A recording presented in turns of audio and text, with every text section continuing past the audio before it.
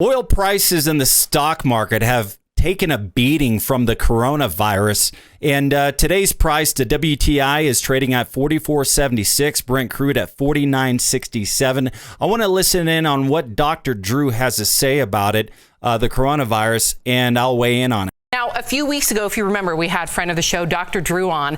And Dr. Drew Pinsky was on our panel, and he talked about how much of this is really media overhype. That video has now gone viral. Watch.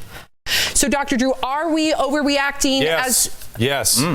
Yes. I'm hearing this from doctors left and right. Yes, and we are not overreacting. The press is overreacting, and it makes me furious. The press should not be reporting medical stories as though they know how to report it. If we have a pandemic, I won't know how to tell that we're actually having a pandemic because everything is an emergency. People that are infectious disease specialists, the CDC, the epidemiologists, need to take this very seriously. The press needs to shut up because you're more likely to die of influenza right now. Yep, and we actually have Dr. Drew on the line right now. Drew, how are you? Yeah. Hi, Sam. Great to talk to you. Great. I 100% agree with that guy. So you still, Dr. Drew, you still feel as passionate as you did a couple of weeks ago? Let me frame it this way. We have, in the United States, 24 million cases of flu-like illness, 180,000 hospitalizations, 16,000 dead from influenza. Why is that not being reported? Why isn't the message, get your flu shot? We have 0 deaths from coronavirus. We have almost no cases. It's coming here. That community transmitted case you reported on from UC Davis, that means that it's far milder than we know it is. And there are people walking around out there with the virus that don't even know they have it. It's so mild. So it's going to be much more widespread than we knew. It's going to be much milder than we knew. The 1.7% fatality rate is going to fall. Where was the press during the Mediterranean corona outbreak when the fatality rate was 41%? If they wanted to get crazed about something, why didn't they get crazed about MERS or SARS? This is an overblown, press-created hysteria. Now, the countries, China, United States, Europe, are responding appropriately and very diligently. We're going to contain this thing. We've already got a vaccine in study right now in human subjects.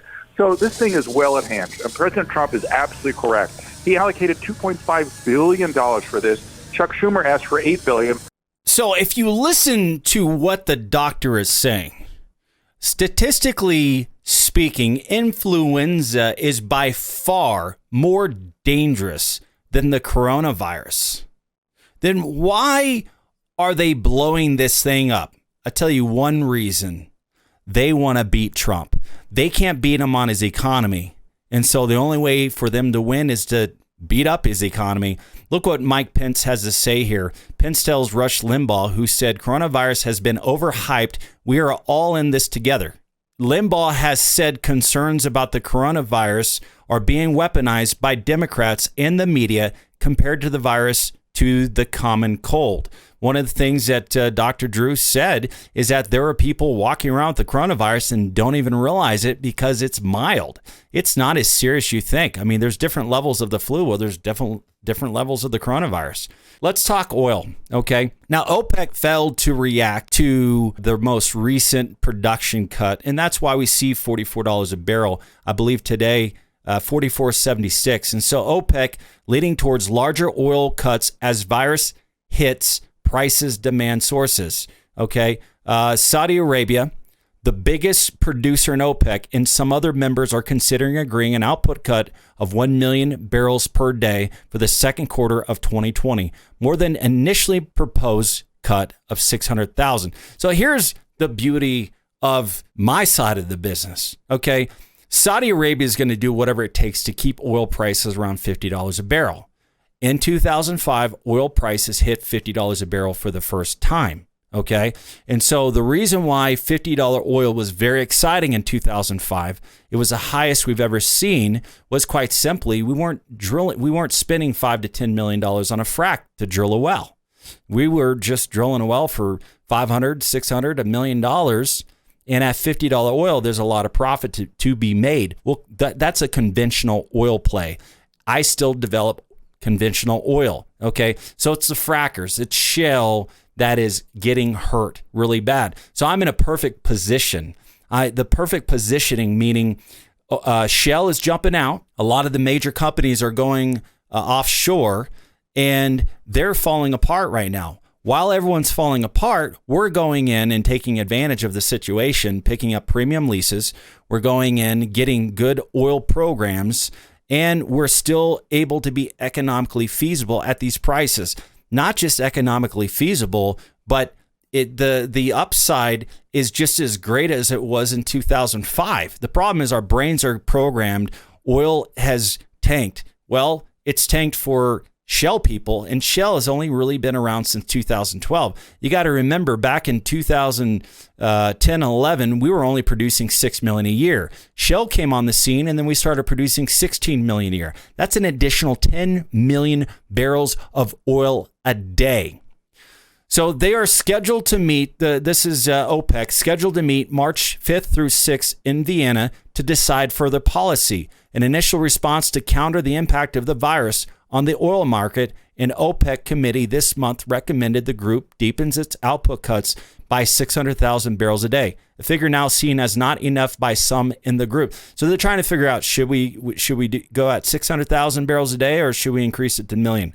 One source familiar with the talks said the kingdom now supported an oil output cut of 1 million barrels a day. Two other OPEC sources said the need for additional action was clear then when the OPEC committee recommendation was made. So bottom line, these guys, they want to break the backs of Shell. Shell is a problem for these guys. They talk about it quite a bit. I've been reading the news since 2012 regarding Shell, and OPEC hates Shell. They had millions of barrels that came out of nowhere, and they haven't been able to control and manipulate the markets like they once did under the Bush and Obama administration. They can't do that under the Trump administration, okay? And so their only goal here is to break the backs of Shell and keep oil prices at 50 to above, that sweet spot to keep Shell out of the game, and so they could be economic during these times. And then once Shell goes away, then oil prices will proceed to climb again. But what you're seeing right now, you're seeing a massive divestment in oil right now due to the things that Bernie Sanders is saying. He says he's going to lock up oil companies because they're destroying the planet. The colleges are divesting from oil because all the college kids are doing their little public display being anti-oil. So there's a major anti-oil march. But here's the thing. How can you be anti-oil and divest in oil without that daily demand to bite you in the butt eventually? EIA, Energy Information Administration, which has been around since 1973, cuts 2020 oil demand. So the EIA was formed to give the government, our governing authority, wisdom as far as oil and energy consumption. And so they have all this data. So their job is to find out consumption and predict demand. They've been doing it since the 70s, and they're very good at it. And the stock market and all the commodity experts, they follow the EIA data. Okay. And so are they off sometimes? Yes, they are, but they're not as off as some people might think they are. They're always in the ballpark though. Okay. And so OPEC last Friday said it expected global oil demand to rise 990,000 barrels per day this year, most of which come from non-OECD countries. Okay. And so if you look at the EIA website, consumption in developing countries that are not part of the Organization Economic Cooperation Development has risen sharply in recent years, while oil consumption in the OECD countries declined between 2000 and 2010. Non-OECD oil consumption increased more than 40%. China, India, and Saudi Arabia had the largest growth in oil consumption among the countries in the non-OECD during this period. And so we have to consider, is the coronavirus affecting consumption? Yes, it is. But here's the thing. In your family, have you used less oil? No, you haven't. more than likely every American is using just as much oil they did before the coronavirus and today. I mean, a lot of the population of these countries is growing at such a rapid rate. We have an average of like 2.5 kids. An American has an average of 2.5 kids, but people in India and other countries, they average like 8 kids per family. They're growing at such a rapid rate. They have to, how do they fuel their cars, their mopeds? And here's the other thing. These countries are advancing in technology. They're not, and that's another reason why oil demand is growing at such a rapid rate. For years, they were without vehicles. For years, they were not living the American dream. And the American dream takes a lot of oil to power it. And so these countries not only are growing at a rapid rate, they're also consuming more oil than they've ever consumed before. And so you got to consider that. You have to take that into play. Don't believe the lies of the media. The lies of the media is affecting the stock market for absolutely no reason. I mean, the coronavirus is not even dangerous. Only 50 people were contaminated in America. And I think there's only been one death, but there's been over 60,000 deaths in 1 year from the flu alone. So the flu and influenza is far more dangerous. They're blowing this out of proportion to win an election, and that's it. And I can't believe they're doing that. The International Energy Agency, IEA, went further. It warned that global oil demand will actually take a dip during the first quarter of the year because of the coronavirus outbreak. The dip will be significant.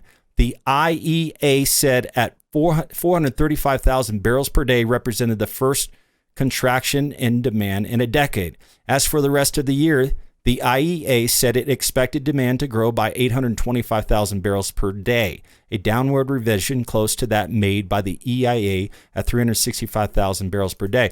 So bottom line, since 1970, we averaged an increase of 1 million barrels a day over the last 30 years. And now they're expecting it to grow by 825,000 by the end of the year. So here's the thing. Countries are having babies, okay? In a lot of these countries like India and China and other countries, they've been without the American dream technology. You know, for a lot of these people don't drive, okay? For instance, Saudi Arabia is allowing women to drive now, okay? There is a lot of people suppressed from driving gas-powered vehicles and using electricity like Americans. From the day I was born, I was being driven around in a vehicle, okay? And so a lot of countries don't have these things, and now they're getting this technology. This is sophisticated technology that we take for granted every single day. Well, they're getting it at a much more rapid rate nowadays, okay? And so the oil demand is growing. In addition to that, our population is growing. The coronavirus is influencing oil prices, but it's not even real, okay? Once the coronavirus gets contained, which if you listen to Dr. Drew, they already have the cure and they're working on it. And once everybody realizes that this was completely blown out of proportion, kind of like Russia collusion, kind of like the impeachment trial, kind of like all of this fake news has completely blown up in their face. And it's one thing after another. There's a lot of people that are talking just like me. Hey, I think the coronavirus is BS. It's not real. And it's just another ploy for the Democrats to beat Donald Trump. Okay. And so, and it's really sad because it's affecting oil prices. It's affecting the stock market. It's affecting the oil industry. But I'm in the right place. I'm drilling conventional wells. Even at $40-something a barrel, oil wells are profitable, quite simply because we're not spending $10 million. We're spending $700,000. So bottom line, the coronavirus is a complete lie. And I think the American people know that. But they're still concerned about the effects of the lie.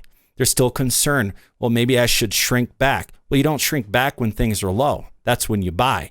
And once everybody realizes coronavirus is a lie, what do you think is going to happen? Oil prices are going to go up. The stock market's going to go up. And because the oil demand is rising. Oil demand is rising. And we're still using 100 million barrels a day right now. And there's been major oil divestment. And so with less oil on the markets because of oil divestment and with demand rising, what do you think is going to happen to oil prices? I'll let you guys decide. Anyways, I'm Sean Pruitt, president of Kingdom Exploration. If you like these videos, please subscribe to my channel. In the description, you'll find a link to request information for our current oil programs. And feel free to contact me anytime. Thanks, and hope you have a good day.